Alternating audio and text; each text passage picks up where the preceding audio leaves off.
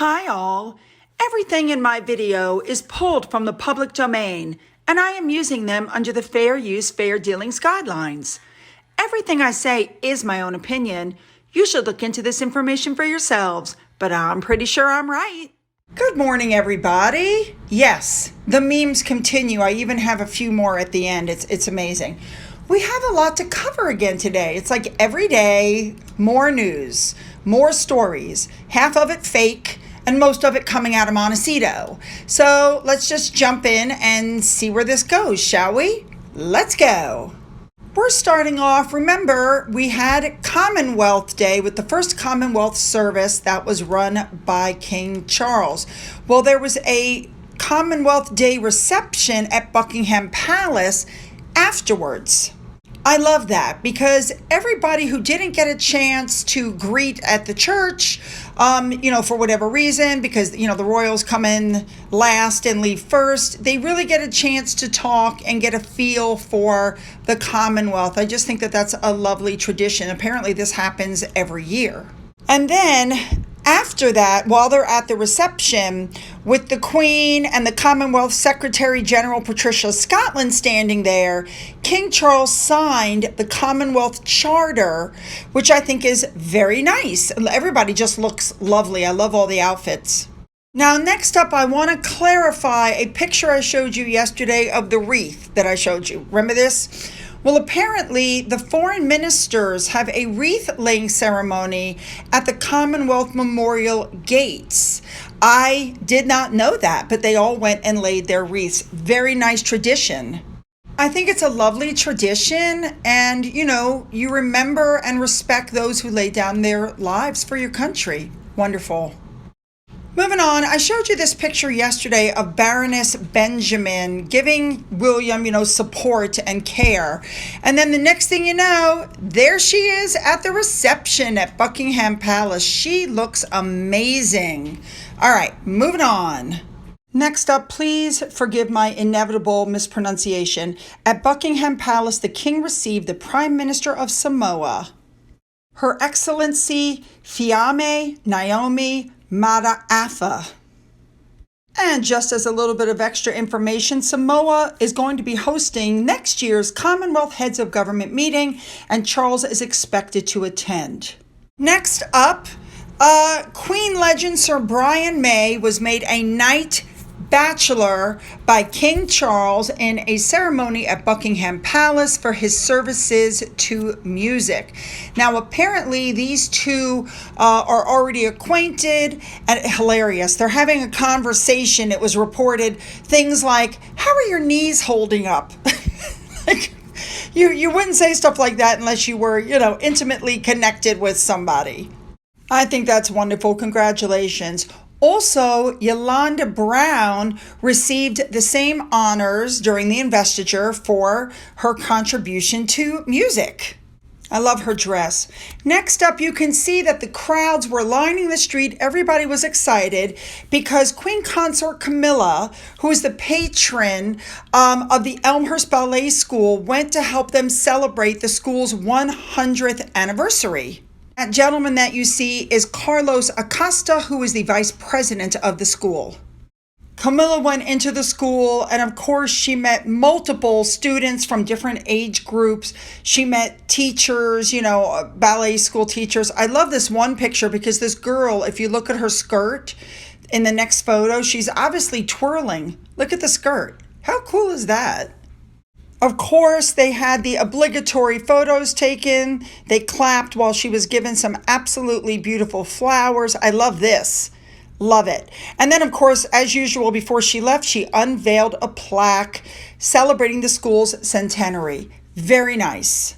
Next up, Edward, the Duke of Edinburgh, went to the Palace of Holyrood House, and he hosted the Duke of Edinburgh participants. This is the first time he's done this since he gained the title. Very nice. Prince Edward also visited the East Midlands for the first time as the patron of the Duke of Edinburgh Award.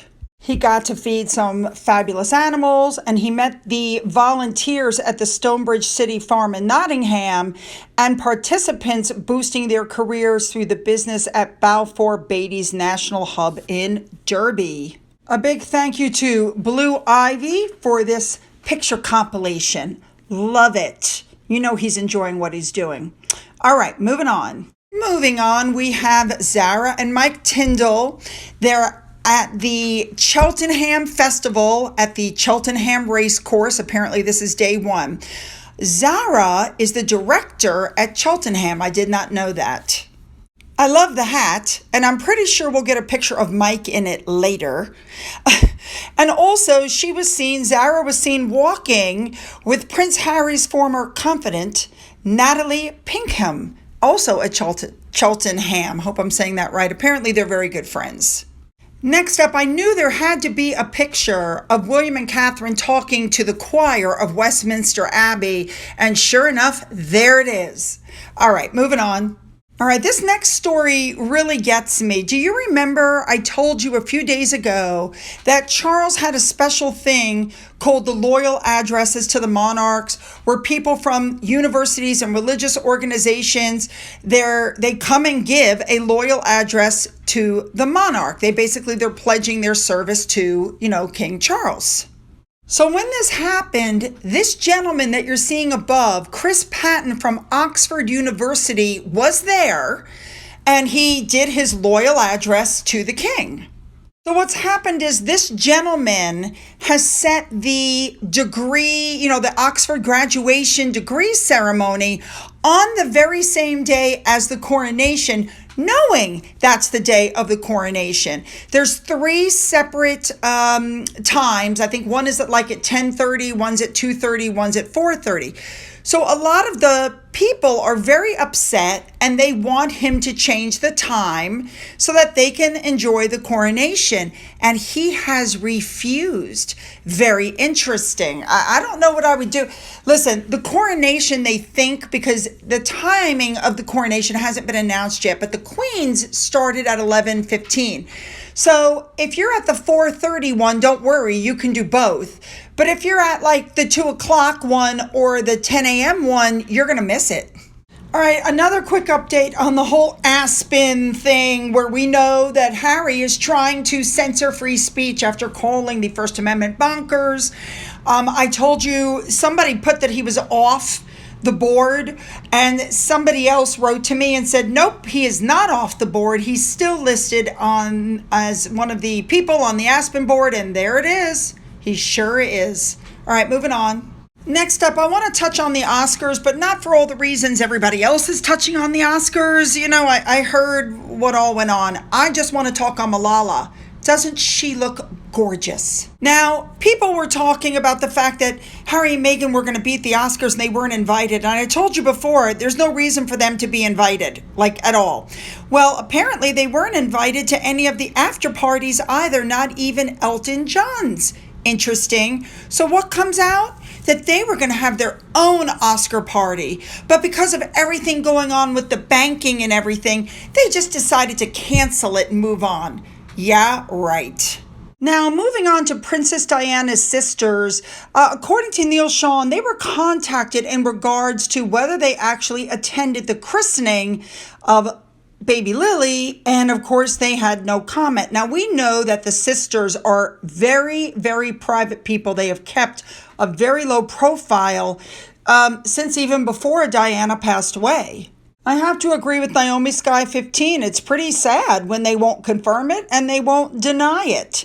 They basically just want to be left out of the fray. You can't really blame them, okay? Like I said, though, I won't believe it until I see it. And they have to be unphotoshopped photos. Now, according to iSauce News, Meghan was extremely ecstatic that the kids got the royal titles and the royal family acknowledged them. And then she got very upset when she realized the kids weren't invited.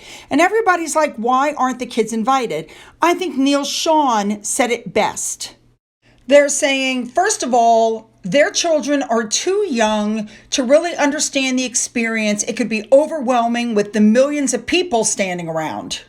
To which people are going, well, what about George and Charlotte and Louis? Louis is rather young.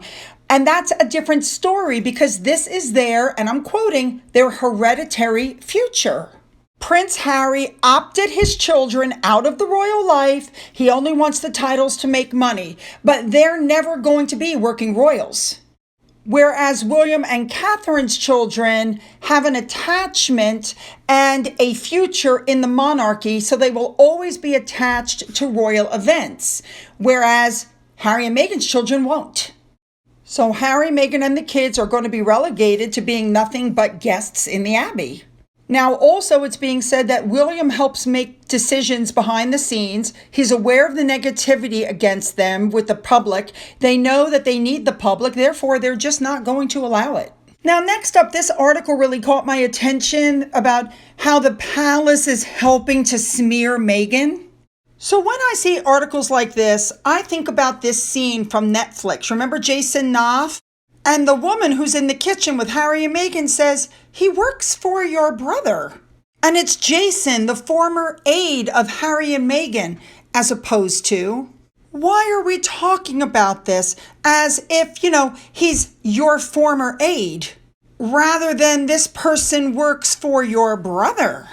You guys get it? Why are they calling him Harry and Meghan's former aide instead of the man who currently works for William? Because let me tell you why. Harry and Meghan lied to that court, remember? Saying that she'd never had a meeting with Omid Scobie, and they gave statements. They seriously thought that because Jason Knopf was under an NDA, a non-disclosure agreement, that he was never going to be able to come forward with that information. And they realized suddenly that William allowed him out of his NDA and they were exposed. That's why he's still whining about the press was being helped by the palace, because she got exposed. And here we are, how many years later, and he's still whining. You know what that reminds me of? That's just like when Meghan and Harry, in the Netflix documentary, Harry goes, look, my brother sent me a mean text message. I don't know what to do. I don't know what to do. And Meghan stood up and said, it's okay. Let's just take a breath and we'll think about it. There's no proof that he actually even got a message from William. Absolutely none. And now they're whining. It's being told that they're upset because they wanted the line of succession updated immediately and it wasn't updated fast enough for them. Right. Now, stories are coming out that Harry just doesn't understand the damage he's done. And it's too late to reconcile. I do agree with that. It is too late to reconcile. William and Charles will never, ever, ever, ever be able to trust him ever again. He will always be on the outside. He'll always be on the fringes. Even if he and Meghan separate, it's over. The interesting thing is Harry is complaining about Charles's parenting style, saying he was never hugged. Then all the pictures came out showing he was hugged. He was never kissed. Pictures come out showing him being kissed. He was taken skiing. He was taken gardening. He was taken bike riding. He's been taken to play polo. But for some reason in his brain, his dad was a sucky parent. He wasn't. Now, according to Piers Morgan, Harry and Meghan only want their kids at the coronation because they've got a royal rivalry going on. They want their children to be as big as Catherine and William's children. They want to be on the balcony, just like Catherine and William, because they are trying to create an alternative monarchy in the United States. How many times have I told you guys that's what they're doing? Because that is what they're doing.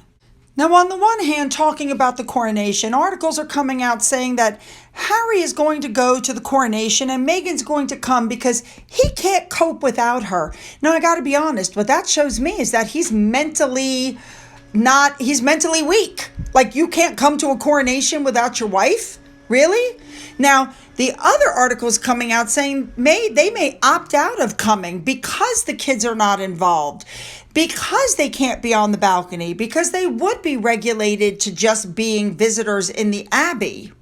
It's being said that since they were sidelined during the Queen's funeral, they don't want to face the prospect of that kind of public humiliation again, or the chance of being booed, which we all know they would be, and they're concerned about security. Of course, whatever.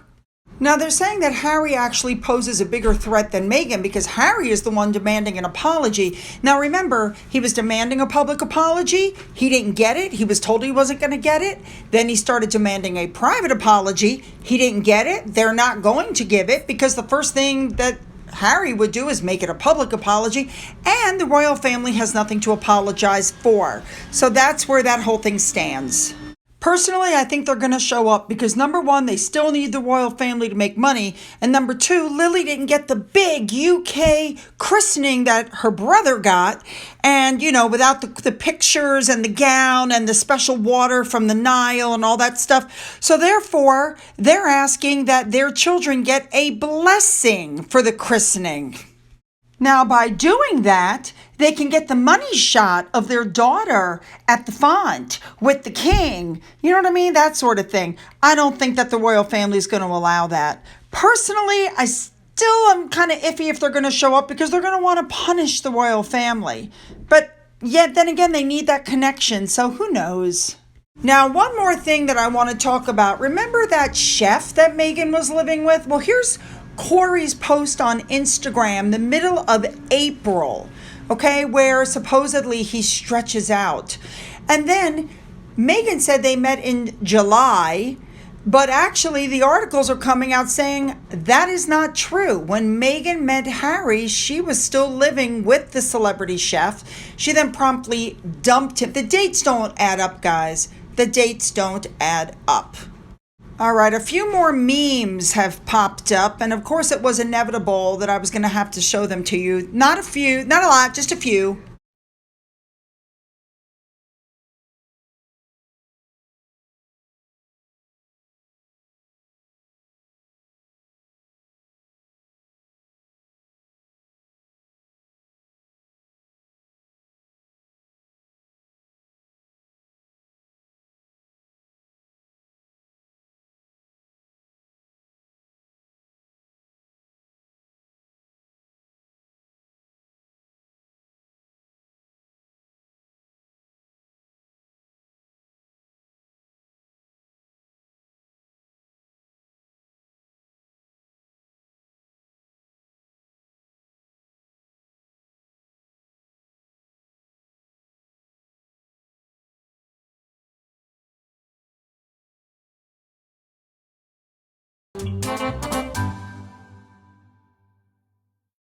All right, you guys. So what do you guys think? Do you believe, as I do, that Harry and Meghan are trying to set up an alternative royal family? Do you believe that they're going to show up to that coronation? And do you believe they're going to get the blessing on Lily so that they can get the money shot with the king? Don't forget to leave those comments below. Don't forget to hit the subscribe button and the bell. And if you've already hit the button, double check. Make sure you're still subscribed. Don't forget to go up into the description box and get the links to my Twitter, my Getter, my Rumble, my email, my Patreon, as well as an address in case there's something you need to send me. For those of you who've donated to my coffee fund and through the thanks button, thank you so much. And as always, you guys, have a great day.